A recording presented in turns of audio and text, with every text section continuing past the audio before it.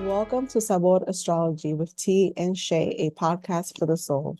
Today, we'll be talking about the current cosmic energies. And without further ado, I'd love to pass that taza to T for the transits of the week. Welcome, T.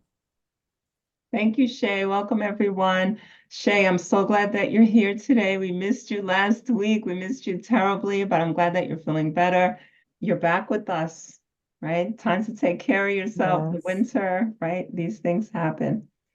So let's dive in. Transits from February 28th to March 5th. First one I'm going to talk about today is Sun in Pisces, sextiles Jupiter in Taurus. So this to me brings to mind compassion and an idealistic sense of self. And this can be a favorable transit if you bring your dedication to the ideals to a grounded state. That's important with Jupiter and Taurus because Taurus is about groundedness, as we know, the bull. It's about centering, it's about grounding our energy before we take any action. I see the temptation to soak in visions of money, possessions, anything of the material nature, but don't allow yourself to drown in these flights of fancy. It can happen, yes, we all should, because it's fun and it's good, and that's where the creativity is grown, right? That's the medium for creativity. However, grounding it in Taurus energy, I think we can really make something happen for you. I just see something very, very beautiful. And that kind of leads right into the next transits. But go ahead, Shay. Why don't you share what you've got? Yes. Well, I'm very thankful to be back. A full week of being sick. So, thinking about my appreciation for the viewers who are here and for this podcast. So with the added flavor to this beautiful Sun Jupiter sextile, there's an overall theme, and I wanted to kind of ask what the story was with the transits this week, because there was something that really stood out from all these really beautiful transits. It feels like it's moving us a step forward in a specific direction, especially with the sun here and Jupiter. There's a specific area or theme that we'll walk into. And this starts with the sun. The sun. There is great success, right, in the direction that we'll go into.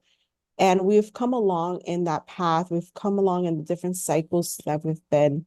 And to incorporate Pisces season here as well, with Pisces being the last of the zodiac in the zodiacal wheel, it speaks of culmination. So there is a cycle that we're ending in a new direction. We'll begin in Aries season. I always mention that. And so this is about direction, and especially direction of the self with the sun being there. It gives us a boost of self-reassurance that we are on the right path at the right time. And Jupiter saying, do not give up, keep treading forward, keep going forward. And this is a very positive time for us all collectively. Yeah, that's beautiful. I love your words of encouragement. The next two transits, we're going to talk about them together.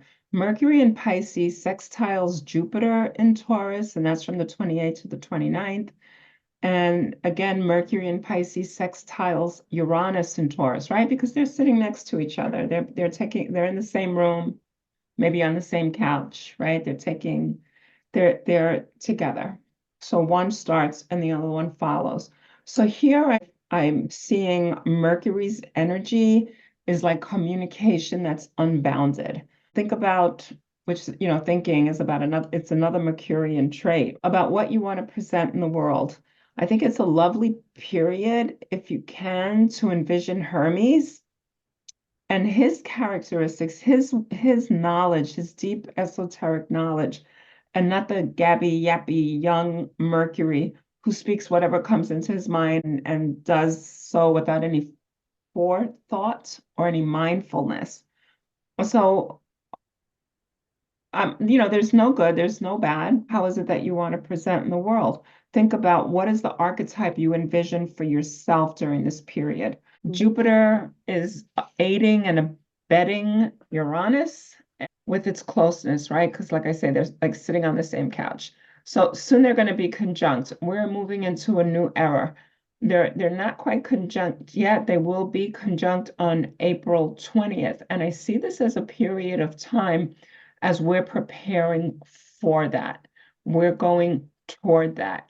My thinking was write what your thoughts are down, write your vision down, and have it in a place where you can just like jot down on it as we go forward to this grant, this conjunction that's taking place.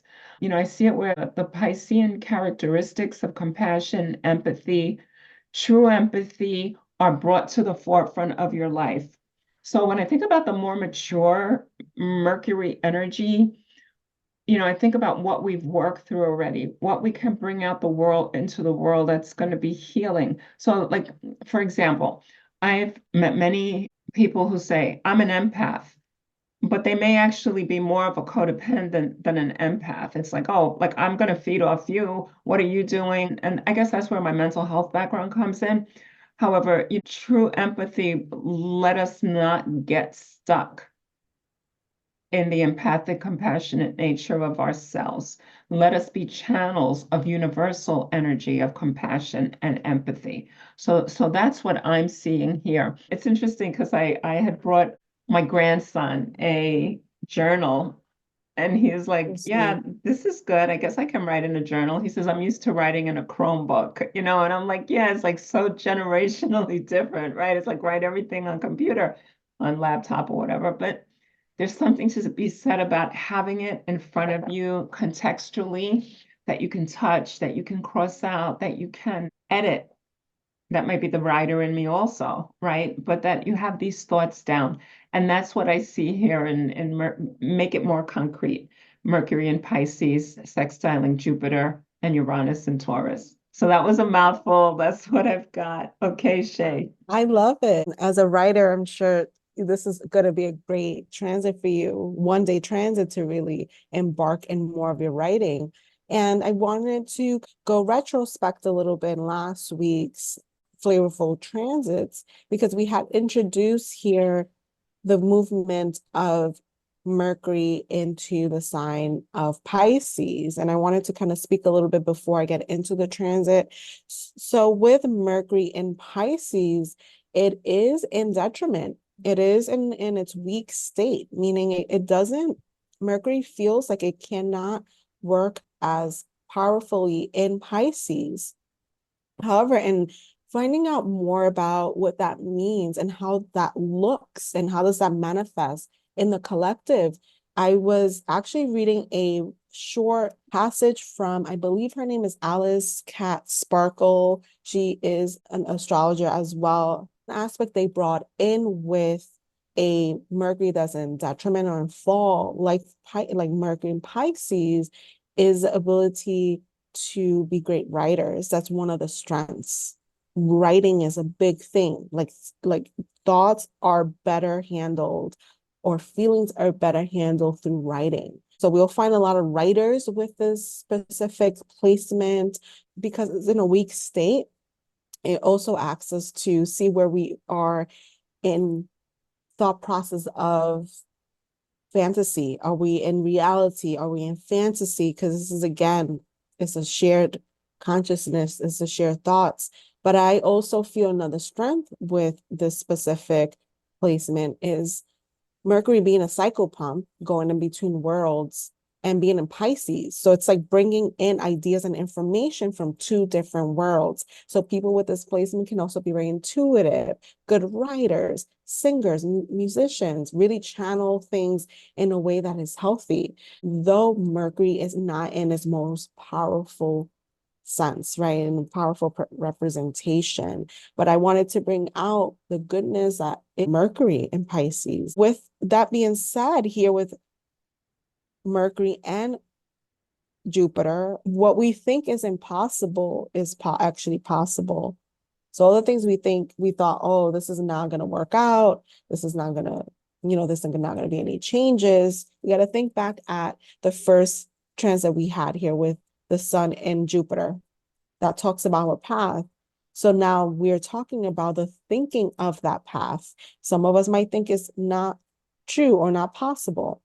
as we're being lifted up from the dark and hidden of the light. So there is something that I felt here that was we've been kind of sunken, or we've been kind of diving deep and not rising above that darkness to see that path clearly. So I feel this transit will give us a nice boost of that, showing us what has been in our subconscious, also requiring some digging and doing. So some of us have some deep embedded information that we can work with, we can use, and really pay attention to. I will say also everything that we are reading online, or even books that we're reading now, does it feel like it resonates with you? Do you feel like a part of you is within that story? Is important to think about. This may also be look very different for everyone. It's not going to look the same or feel the same. And this really gives the collective a chance to do the impossible, because Jupiter's here. So it's like you could do it. You know, it's like the cheerleader, the bottle person, the one that gives you water at the end of or your marathon. Try not to feel restricted or restrict yourself. Allow thoughts to flow, because again, this is Mercury in Pisces. Allow thoughts to flow and grow, and expand yourself by learning, keeping your mind strong, and see how this will work out for you. And also communication, if there's times that you don't feel like communicating, that's okay. If you feel like communicating and expanding that knowledge, do so. You have your own choices to make here, but overall it's going to bring a lot of thoughts and a lot of communication and learning and beauty in that. Okay, so the next transits that we're gonna go through are a couple. We're gonna smush them together today. We have because they just so resonate, they're just so connected with each other. Um, Venus in Aquarius sextiles Chiron in Aries from the 29th to the 1st. I wouldn't get caught up on the dates, right? It's all this week. Venus in Aquarius squares Uranus in Taurus from the 2nd to the 3rd. And then following close behind that, you have Mars in Aquarius, right? So you have this Venus and Mars in Aquarius. And then Mars in Aquarius sextiles Chiron in Aries, and that's from the 4th to the 7th. Right, so these are energies. Venus and Aquarius are sitting together again in their living room, or let's see, what kind of room are they in? I think that they're probably outdoors. I kind of think that because the beauty of the garden that they're sitting in, and then Mars's energy is really big also. In Aquarius, I don't see them in a contained space. Venus in Aquarius is of the higher mind. I see this energy of Venus as more of a rebellion type of way. She's rebellious. She has intuition that's self-assured. Like she's like, I know this, I've got this, and she can put that out there. So it's a yin energy, although it's more of an assertive yin type of energy. She's not afraid to say what she's thinking or what she thinks another person should be saying or doing either. So this may be a time if you've had any doubts about putting money down on an artwork or some possession, this might be the time to go for it. You might feeling like that's the thing to make you feel better, because outside beauty in your environment can soothe the inner terrain, right? That may be reeling during this Chiron transit. I suggest if you know what your chart looks like, check to see where Aries is transiting right now. Speak to that part of yourself. And because it's in Aquarius, it's like how does this experience of woundedness, like what has it done for you, and how has it helped you to grow, and how can you use this to be in better service in our on our earth, right, with other people. Aquarius, lives in the 11th house, and that's about social, that's bigger, that's the society. So, like, right connected with that, we have Mars in Aquarius, which is sextiling Chiron. Aquarius, again, is of the larger community. Mars, we know, is assertive. Mars is yang energy. So, like there's this balance dance here. Healing that we've received, or the healing that we're involving ourselves in right now, can be used for ourselves, but then again, it can be used in the larger community. it can be, this is a transit time that can be favorable for using that streak of innovation that's innate to healing, right? To healing the woundedness. But there are different places that we live. You can bring your healing out only if you've had a certain amount of healing done. Mhm. Like if you cut your thumb, that's a little bit different. The healing that needs for that, right? You may need a salve, you may need iodine, right? Old-fashioned iodine. I'm kidding with that. You may need a Band-Aid. But then there's also healing across timelines. There's healing in the parallel worlds, right? So it's just like it can be very, very deep. So be cautious, know yourself, prepare yourself. What I'm thinking is that all too often, my experience is that if we've done one, we've seen one, we've done one, we think we can, do one, right? Maybe we need some more time with ourselves before we bring it out there, right? This is where the Venus and this is where the Mars, they can balance that out. Just because I've gone to the dentist and the dentist has like removed a tooth, extracted a tooth, or has given me a filling, does not make me a dentist, right? So that, if I go for a couple of sessions of therapy, that doesn't mean that I can help my sister out there who's like in pain. Maybe I can refer her someplace for, to deal with the inner pain. But I think it's important here to have some kind of sense of boundary, especially where Uranus is in Taurus, and Mm. Uranus is just like busting up the spot, is the only way that I can describe that. So be thoughtful, use your balancing, whatever those tools are. And I have a feeling that Shay's going to be able to tell you what some of those tools are. Is that in your writing, like what some of those tools are? I'm getting this like psychically that you're getting, or spiritually that you're like connecting here with this. But anyway, that's what I've got for you.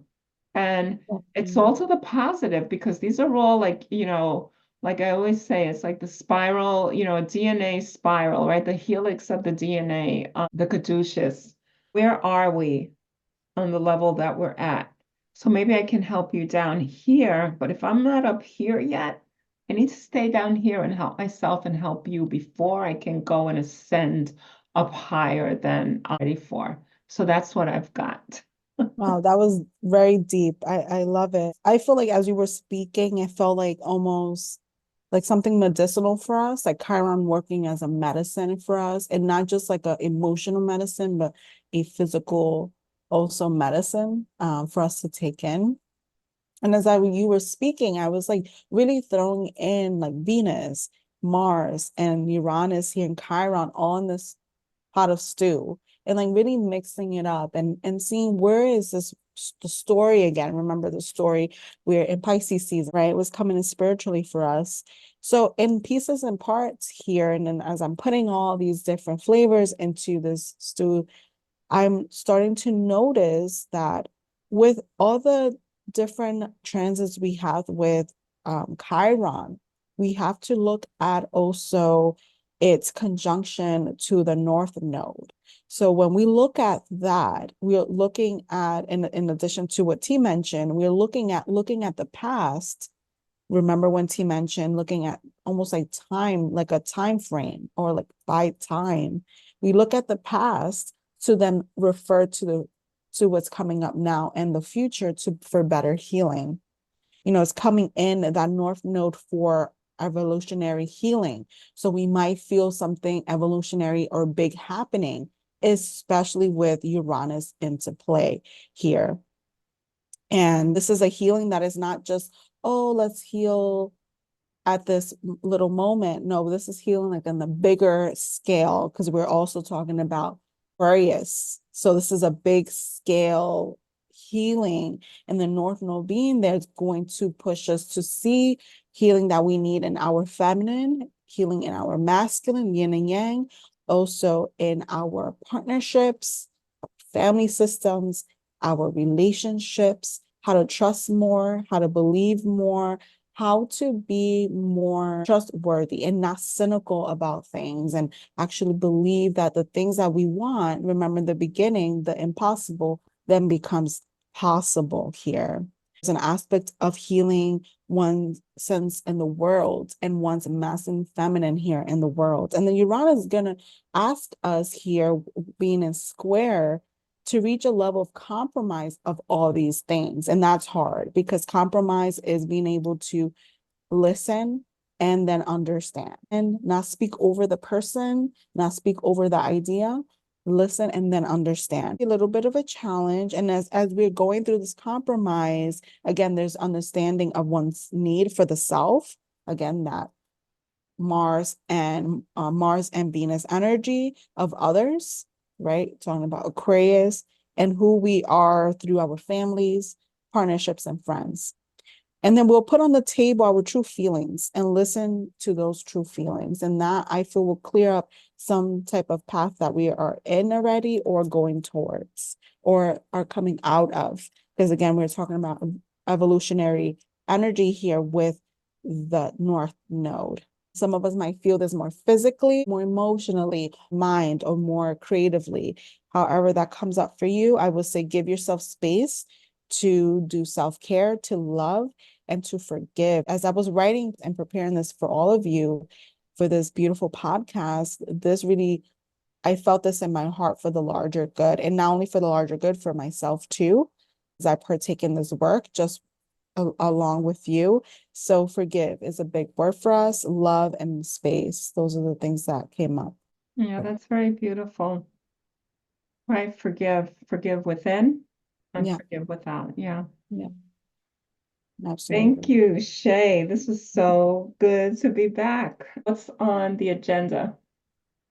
What I did think of is that if you want to go onto my website and sign up, then I can send you my newsletter. I create a weekly newsletter and I pull a card from my Graciela La Gitana deck, the Oracle deck, and like what is the energy for the week there spiritually. Graciela will always keep it real, but keep it beautiful and keep it compassionate because that's the Mm. framework that she works from. Actually, it's so funny that you're talking about the poetry because yesterday I found myself writing a few more poems. I haven't written poetry for a while, but they were just sitting in there and they wanted to come out. But how was that prompted? Because I was reading a book of poetry. And I Mhm. thought, wow, I have some poetry to write too. And then suddenly it was there. So this is a time, indulge in the Piscean energies, because this is a beautiful, beautiful time of the year. Absolutely. And it's a really good time to kind of dive deep, but at the same time, enjoy like creative adventures.